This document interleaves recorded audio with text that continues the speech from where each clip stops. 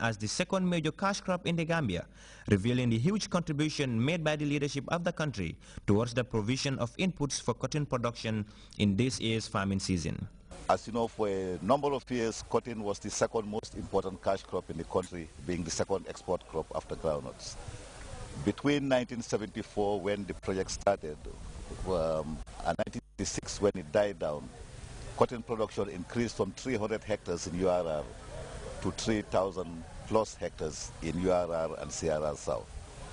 The intention of coming here today is to make sure we revitalize production. And part of that effort is the contribution of government to the Cotton Growers Association. We are providing today to the tune of $2.64 million from government coffers to support the provision of inputs for growers for this coming cropping season. And this includes 810 bags of NPK fertilizers, that's a compound fertilizer, 430 bags of urea, that's a nitrogenous fertilizer, and 1,555 liters of 3 different types of pesticides used to control pests in cotton. The Agriculture Minister further gave a piece of advice to the farmers regarding the donated inputs and a host of other things. We have 3 advices for them. One, they should ensure that they plant on time. Timely sowing is very important. Secondly, is the timely weed control. They should control weeds 2 to 3 times during the cropping season and do it in a timely manner, not to allow the weeds to choke the plants. And thirdly, and most importantly, you can't grow cotton without taking care of the pests. So timely control of pests is very important. So the sprayings, the routine spraying should be taken care of. So these are the 3 most important things. And that being the case, I think we should be looking to a very good crop of cotton at the end of the season.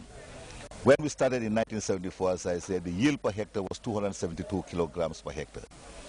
Between 74 and 86, it rose gradually to the point where in some years we had up to 1 ton per hectare. So what I'm emphasizing to the farmers is that we are looking forward to farmers realizing at least 800 kilograms per hectare based on the 1,000 hectares they're going to put on the production with these inputs. To revitalize cotton production on a sustainable basis, a well-articulated strategy needs to be adopted for farmers to accept cotton again. Key among them are reliable input supply, a well-organized and transparent marketing of the crop, fair pricing for cotton seeds, a viable producer organization, reliable transport system, as well as the provision of animal-drawn implements to producers. It also calls for active participation of stakeholders in redefining the roles and responsibilities of each player. This could prove crucial in winning back farmers' confidence in the attempt to once again reposition cotton as a major export crop in the country. For GRTS News, I am Abdullah Baji. Kanilai Alternative Treatment Clinic recently received a donation of farm produce courtesy of the Patriotic Youth Association for Development. The intervention was channeled through the Ministry of Youth and Sports. Farmer Fofana tells us more. Since the head of state launched the Back to the Land clarion call, several individuals and organizations, especially young people across the country, have joined the anti-hunger crusade. Answering to the call of the young people of this country. That's why we are here today to present these 5 bags of groundnut to the President's Alternative Treatment Program. Patriotic Youth Association for Development, established in the 16th come into 16th January 2010 with the initiative to empower young people in this country. One, we have our initiative, we have our programs in line, that is horticulture, gardening, agriculture, forestry, disaster, and education. First of all, we have to prioritize our programs. That we have agriculture, we are working with our agriculture program. So this agricultural programs, it's now 3 years old. We have got 3 consecutive AGMs that are successful AGMs. Like many others before them, this reciprocatory move by the group Patriotic Youth Association for Development was inspired by President Jammeh's efforts in uplifting the social and economic standards of the citizenry. And as they hand over this produce to the Ministry of Youth and Sports for onward transmission to the Kanilai Alternative Clinic, the hope was that many other young people will follow in their footsteps.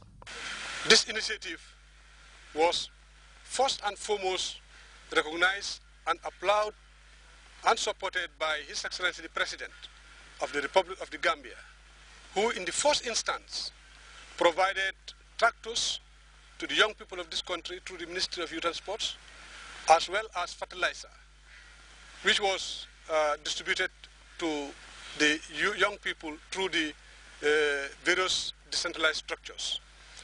Stepping in for the Youth and Sports Minister, Deputy Permanent Secretary Mbai saluted the group he described as patriotic, saying the donation of these bags of groundnut also served as a pointer to the importance of the President's vision of a hunger-free Gambia.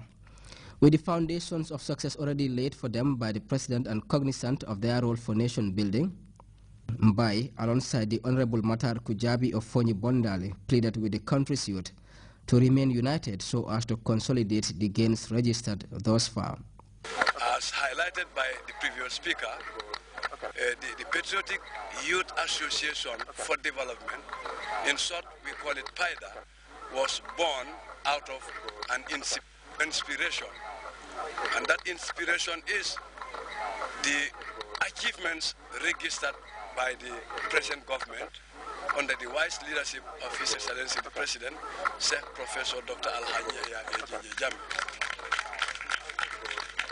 These young youths or members of this association, having realized what His Excellency is doing for the country, felt it necessary to come together and see how best they can complement his efforts.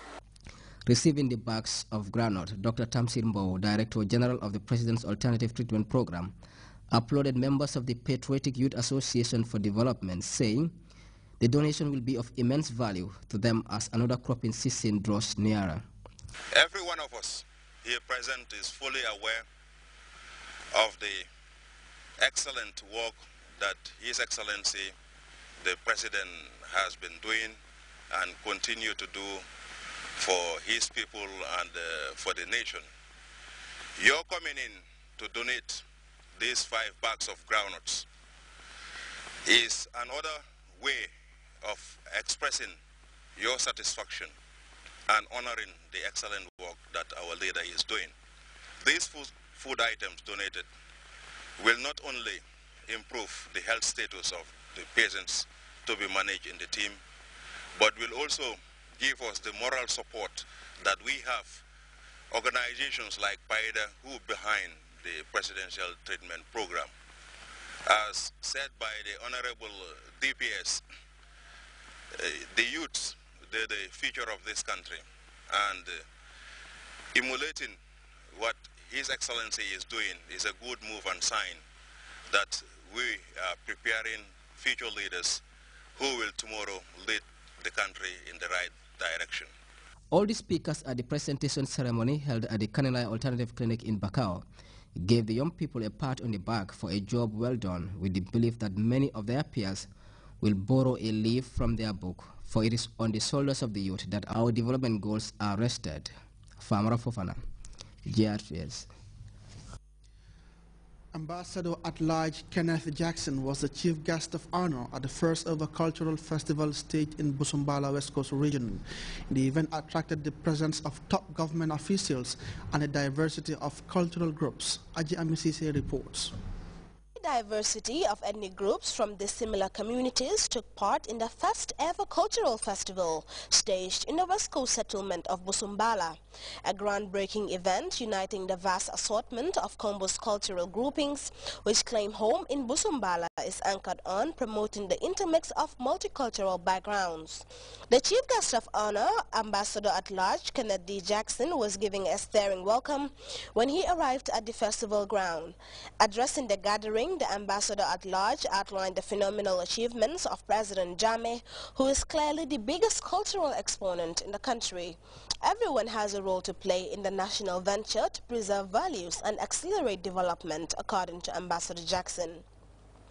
Tradition and cultural values can only thrive under peaceful and stable climates. Thus, the governor of West Coast region, amongst other speakers, urged the people of Busumbala to work hand in glove in unison to restore Busumbala's cultural powers amid endeavors to advance improvements in the growing township. For GRTS News, I am Aji Amisise. After many years since the enactment of the copyright law of the Gambia in 2004, the creative mind industry under the National Center for Arts and Culture finally launched the Copyright Society of the Gambia,